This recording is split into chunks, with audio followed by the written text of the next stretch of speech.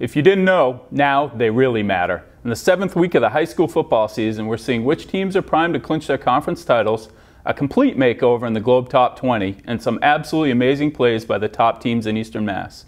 I'm Chad Finn. This is The Huddle. Let's get right to the highlights. Plymouth North continued its streak of amazing wins Friday, beating up on number 9 Falmouth. Matt Walsh rushed for 102 yards and 2 touchdowns for Plymouth North, while Falmouth coughed up 6 turnovers. The Eagles even had time to mix in the old hook and ladder as Bobby Savoia took the 33-yard touchdown. Plymouth North 28, Falmouth 7.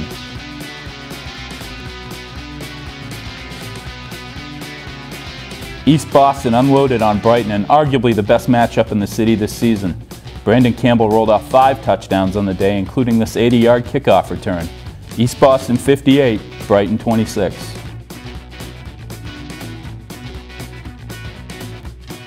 Everett, the number 1 team in the region, held off a 19-point third quarter by BC High, including this 12-yard TD run by Preston Cooper, to earn their 6th win of the season. Crimson Tide quarterback Jonathan DiBiaso ran for a touchdown and threw for 3 more, including this 37-yard strike to Manny Espria. The final, Everett 37, BC High 27. Pentucket upset undefeated Wilmington. Quarterback Mike Dowd throws a 28-yard touchdown to John Modlish as Pentucket won by a field goal, 17-14.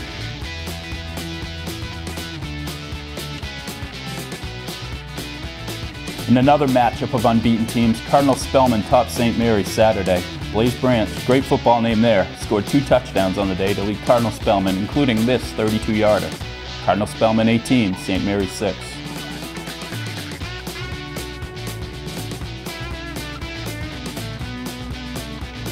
And there's still so much more to talk about this week. 2 unbeatens went at it in the South Shore League as Rockland downed Abington 21-12. Xaverian lost its 2nd game in a row, wow, 21-19 to Bridgewater Raynham, and Drake it upended number 8 Chelmsford 42-21. Now let's bring in our go-to guru Bob Holmes, the Globe's high school sports editor, to discuss this week's game of the week, number 4 Mansfield versus number 7 North Attleboro. Bob, I see you brought your endless supply of props again with you. And my assistant. Yeah, but usually we don't look back. We look ahead in this segment. But it was such an exceptional week. Can you kind of go over just some of the things that happened this week that were out of the ordinary? It was a crazy week, and it was a lot of fun too. We had the season within a season with the South Shore League having their little mini tournament. 3 weeks ago, there was 4 teams that were undefeated. They all played each other. Rockland ended up running the board. They're still undefeated. Also, we had undefeated teams such as Wilmington lose. We almost had our neighbors across the street playing their first home game and almost beating number 1 Everett. So it was a crazy week. Yeah, it was completely out of the ordinary in a lot of cases. Looking ahead, number 4 Mansfield takes on number 7 North Attleboro this week. What can you tell us about that? Well, I've been looking at this from the Mansfield side of things. Mansfield plays North Attleboro this week. They play Franklin next week. Last year, Mansfield lost to North Attleboro by 3 points. They lost to Franklin by 1 point. So this is a huge 2 weeks for them. Do you have a pick on that game, or are you leaving it up to your friend here? You know, I like North Attleboro, and the single reason is defense. They've given up less than 5 points a game this year, and I think that's been overlooked.